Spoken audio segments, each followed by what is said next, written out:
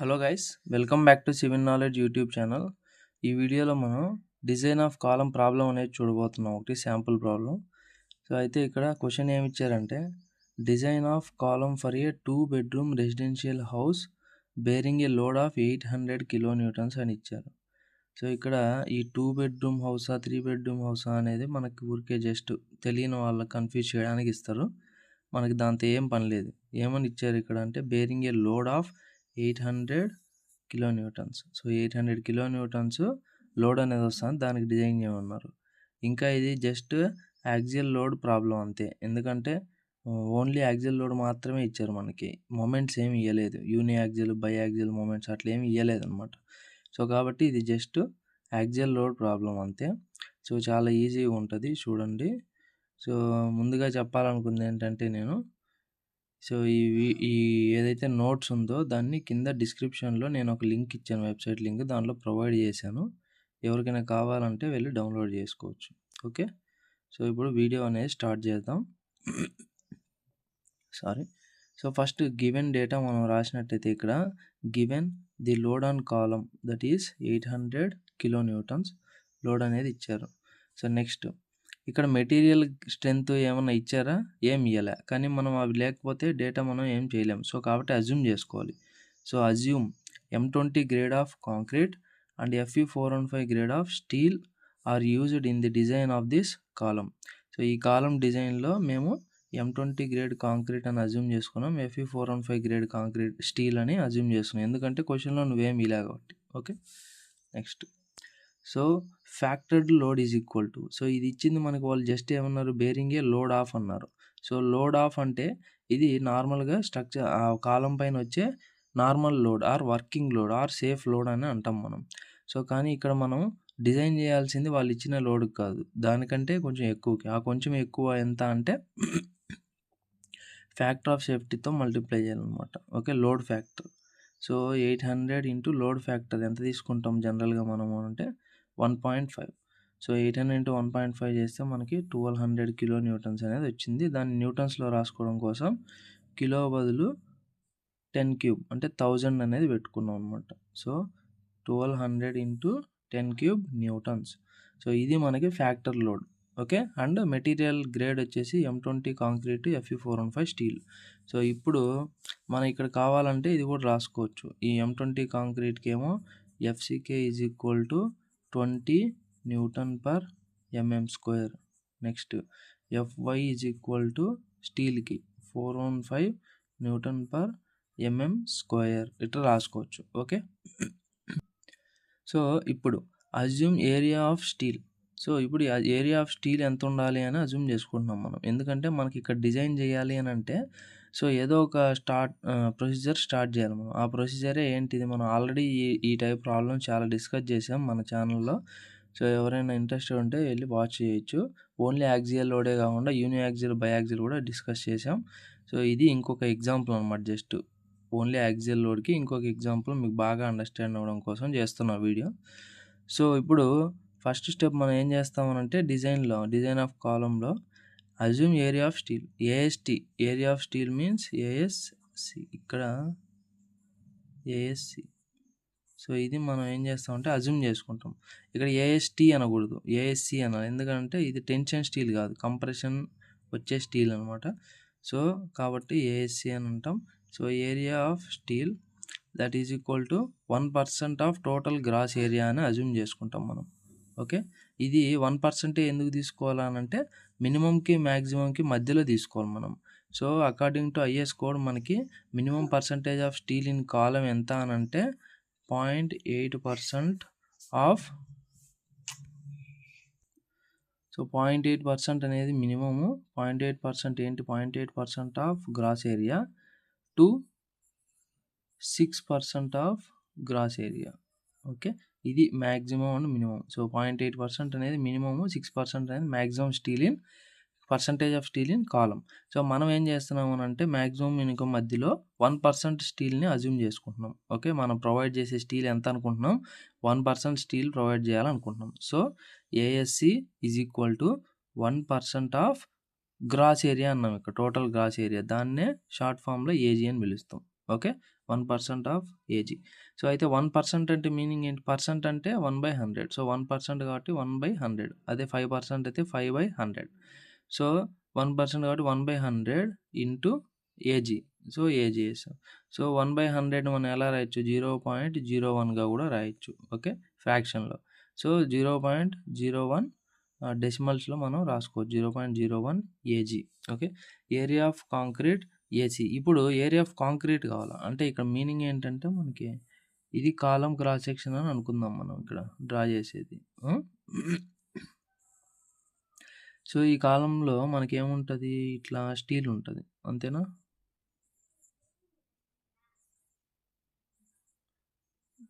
So, ఈ విధంగా steel bars అనేటివి ఉంటాయి. అంతేనా? సో, ఈ స్టీల్ బార్స్ ఇది ఏదైతే స్టీల్ బార్స్ ఉందో ఆ ఏరియా మొత్తాన్ని మనం ఏమంటామంటే ఇక్కడ షేడ్ చేస్తున్నా కదా! ఈ స్టీల్ బార్స్ ఏరియా మాత్రమే. ఆ ఏరియా మాత్రంనే మనం ఏమంటామంటే ఏఎస్‌సి. ఇక్కడ అనుకున్నాం కదా! ASC area of compression steel. So, ఇది ఏఎస్‌సి. ఇదొక్కటే కాదు. ఇదొక్కటే కాదు. ఇది మొత్తం కలిపి ఏదైతే మనకి రౌండ్‌లో ఉందో షేడ్ చేసినామో అదంతా ఏరియా కలిపి ఏఎస్‌సి. ఇంకా గ్రాస్ ఏరియా అంటే ఏజీ అంటే ఏంటంటే ఈ టోటల్ ఈ రెక్టాంగిల్ ఏరియా. ఈ టోటల్ రెక్టాంగిల్ ఏరియా దీన్నేమంటామంటే ఏజీ అంటాం. అది ఇంక్లూడింగ్ ఏఎస్‌సి. ఈ ఏజీలో ఇవి కూడా ఉన్నాయి కదా! ఇవి కూడా. దాన్ని ఏఎస్‌సి అంటాం. అది కూడా కలుపుకొని మనకి ఇది ఏజీ అనమాట. ఒకవేళ ఈ కాంక్రీట్ ఏరియాలో నుంచి స్టీల్ ఏరియా ఉంది కదా! ఈ ఏఎస్‌సి అనేది. అది తీసేసామనుకో అప్పుడు అదేమైతదంటే area of concrete, net area of concrete అనొచ్చు మనం. సో, ఈ గ్రాస్ ఏరియా ఏదైతే ఉందో ఏజీ దాంట్లో నుంచి ఈ స్టీల్ బార్స్ ఏరియా ఉంది కదా! ఏఎస్‌సి దాన్ని తీసేస్తే మిగిలినదేంటి? ఇదేదైతే కాంక్రీట్ ఉంది చూడండి ఈ గ్యాప్ మధ్యలో. అది మనకొస్తది. ఓకేనా? ఈ కాంక్రీట్ గ్యాప్ మధ్య. అదేంటది? Net area of concrete AC is equal to gross area AG minus steel bars area ASC. Okay. So, ASC అంటే మనకు ఆల్రెడీ కనుక్కున్నాం. ఎంత? 0.01 AG. ASC is equal to 0.01 AG. So, AG minus 0.01 AG ఎంత? క్యాలిక్యులేటర్‌లో ఇక్కడ AG ఏం లేదంటే ఏముంటది ముందర? 1 ఉంటది. సో, ఏజీ కామన్ కదా ఇక్కడ. సో, కాబట్టి ఏజీ అనేది కామన్ తీస్తే మనకి ఇక్కడేమో 1 ఉంది. మైనస్ ఉంది మధ్యలో. ఇక్కడేముంది? 0.01 ఉంది. సో, 1 మైనస్ 0.01 ఎంత? 0.99 పక్కనే ఉంది ఏజీ. సో, ఇది మనకొచ్చింది ఏరియా ఆఫ్ కాంక్రీట్ ఇది. ఇప్పుడు వి నో ఫ్రమ్ కోడ్ బుక్‌లో నుంచి మనకి for axially loaded columns. So, for axially loaded columns factored load పియుకి ఫార్ములా ఉంది మనకి. ఓకేనా? So, for axially loaded columns factored load పియుకి ఫార్ములా ఏముంది మన కోడ్ బుక్‌లో నుంచి? 0.4 F C K into A C plus 0.67 F Y into A S C. So, 0.67 F Y into A S C. So, ఇప్పుడు ఇక్కడ ఫ్యాక్టర్డ్ లోడ్ మనకి ఎంత ఇచ్చారు ఆల్రెడీ? సో, వర్కింగ్ లోడ్ ఇస్తే మనం ఇంటూ 1.5 చేసి ఫ్యాక్టర్ లోడ్ కనుక్కున్నాం కదా! ఫ్యాక్టర్ లోడ్ అంటే ఏం లేదు నథింగ్ బట్ కాలం పైన మ్యాక్సిమం ఎంత లోడ్ పడుతుంది అనేది. ఓకేనా? సో, అదెంత? 1200 into 10 cube newtons. So, 1200 into 10 cube is equal to so, ఈ ఫార్ములాలో సబ్స్టిట్యూట్ చేస్తున్నాం మిగిలిన వాల్యూస్ అన్నీ. ఏంటివి? 0.4 ఇంటూ ఎఫ్‌సికే. ఎఫ్‌సికే అంటే సో, 0.4 ఇంటూ ఎఫ్‌సికే. ఎఫ్‌సికే అంటే so, characteristic compressive strength of concrete. అదెంత? 20 Nm². ఎఫ్‌సికే M20 గ్రేడ్ కాబట్టి 20 ఇంటూ ఏసీ. సో, ఏసీ ఎంత? ఇక్కడ మనకి 0.99 into AG. So, 0.99 into AG plus 0.67 into F Y. So, F Y ఏమో ఎఫ్ఈ 415 గ్రేడ్ స్టీల్‌కి 415 Nm². So, 415 into A S C. So, A S C ఎంత ఇక్కడ మనకొచ్చింది? 0.01 ఏజీ. So, 0.01 AG. సో, ఇప్పుడు దీన్నంతా మనం ఏం చేయాలి? క్యాలిక్యులేట్ చేయాలనమాట. సో, లేదా డైరెక్ట్‌గా క్యాలిక్యులేటర్‌లో ఈక్వేషన్ సాల్వ్ అనేసి ఒకటి ఉంటదనమాట ప్రొసీజరు. ఆ ఈక్వేషన్ సాల్వ్ చేసైనా కూడా తీసుకోవచ్చు. ఆ ఈక్వేషన్ ఎలా సాల్వ్ చేయాలనేది మనం వీడియో అనేది ఆల్రెడీ పెట్టామనమాట మన ఛానల్‌లో. ఒకసారి ఎవరైనా డౌట్ ఉంటే చూడండి. లేదా నార్మల్‌గా కూడా మీరు క్యాలిక్యులేట్ చేసుకోవచ్చు దీన్ని. ఇది ఇటుపక్కే ఉంటది. ఫస్ట్ 0.4, 20, 0.99 మల్టిప్లై చేస్తే ఇక్కడ సమ్ వాల్యూ వచ్చి ఏజీ వస్తది. నెక్స్ట్ అదే ఎంత 7.92 into AG plus 0.67415 into 0.01. So multiply చేస్తే అదెంత 2.7805 ఇంటూ ఏజీ. సో ఈ రెండు యాడ్ చేసి మనం ఏం చేస్తాం, ఇటుపక్కకు పంపిస్తే డివైడెడ్ బై అవుతాయి. ఇటుపక్క మనకి ఏముంటుంది, ఏజీ ఉంటుంది. So AG is equal to ఫైనల్గా మనకి ఎంత వచ్చిందంటే 112144.3 mm² వచ్చింది. ఓకే, ఇది గ్రాస్ ఏరియా. సో ఏజీ అనమాట, అంటే ఇది ఈ మొత్తం ఉంది కదా, ఇంక్లూడింగ్ ఏఎస్సి, ఈ ఏరియా వచ్చింది మనకి. ఆ ఏరియా వచ్చింది కాబట్టి ఇప్పుడు assume the shape of column ఈ స్క్వేర్. ఇప్పుడు ఈ షేప్ ఉంది కదా, కాలం షేప్, దాన్ని నేనేమనుకుంటున్నాను అంటే స్క్వేర్ కాలం అనుకుంటున్నాను. సో స్క్వేర్ కాలం అనుకుంటున్నాను కాబట్టి సో స్క్వేర్కి మనం ఫార్ములా ఏంది, ఏరియా ఆఫ్ స్క్వేర్కి. సో ఇక్కడ ఇదే స్క్వేర్ అనుకున్నాం అనుకో, ఇదేమో ఏ అంటే side of the square, and అలాగే ఇది కూడా సేమ్ స్క్వేర్కి సేమ్ సైడ్స్, రెండు సైడ్స్ ఈక్వల్ కాబట్టి so A into A, area of square formula ఏమి, సైడ్ ఇంటూ సైడ్ అంటే సైడ్ స్క్వేర్. సైడ్ అంటే ఏంది ఇక్కడ A square, area of square formula ఏంటి, A square. So area of square A square కదా, ఆ ఏరియా ఎంత, ఏజీ మనకు వచ్చింది 112144.3. సో ఇదే కదా ఏరియా మనకు వచ్చింది ఏజీ అనేది. ఆ ఏజీ స్క్వేర్కి ఎంత, ఏ స్క్వేర్. సో రెండింటిని ఈక్వల్ చేసామనుకో, సో ఇక్కడ ఏ అంటే side of the square. So square ఏమవుతుంది, ఇటు పక్కకు వస్తే రూట్ అవుతుంది. సో 112144.3కి స్క్వేర్ రూట్ వేస్తే మనకు ఆన్సర్ ఎంత 334.8 mm. దాన్ని నేను 340 mmగా అనుకుంటున్నాను ఇక్కడ. ఓకే, 340 mmగా అజ్యూమ్ చేసుకున్నా. 334.8ని మనం యాక్చువల్గా సైట్లో పెట్టలేం కాబట్టి దానికి రౌండ్ ఆఫ్ చేసి 340 mm అని అనుకుంటున్నా సైజు. ఓకేనా, నెక్స్ట్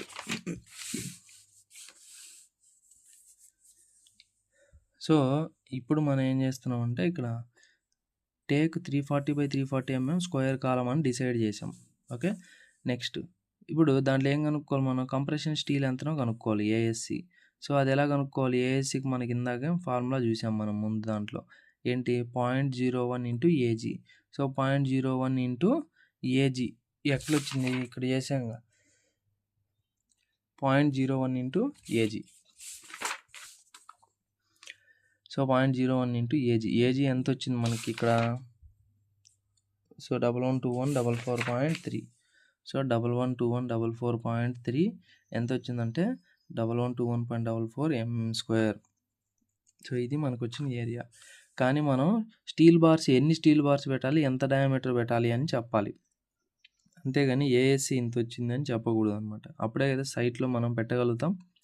సైట్లో 20 డయామీటర్ బార్స్ 4 పెట్టండి అన్నాం అనుకో, పెడతారు. అంతేగాని 1121 mm² పెట్టండి అంటే ఎట్లా పెడతారు, వాళ్ళు పెట్టలేరు. So assume number of bars is equal to 4. So number of bars అనేవి 4 అని అజ్యూమ్ చేసుకుంటున్నాం. సో 4 అని అజ్యూమ్ చేసుకుంటే 4 ఇంటూ ఇక్కడ πd²/4 అనేది ఏంటి, ఒక్క బార్ యొక్క ఏరియా. సో ఒక బార్ యొక్క ఏరియా ఇక్కడ. ఓకేనా, సో ఒక బార్ ఏరియా అంటే మనం ఇక్కడ ఏం చేస్తున్నాం అంటే డయామీటర్ కనుక్కుంటున్నాం, diameter of bar. Number of bars ఏమో ఫిక్స్ చేసాం, ఎన్ని పెడతాం 4.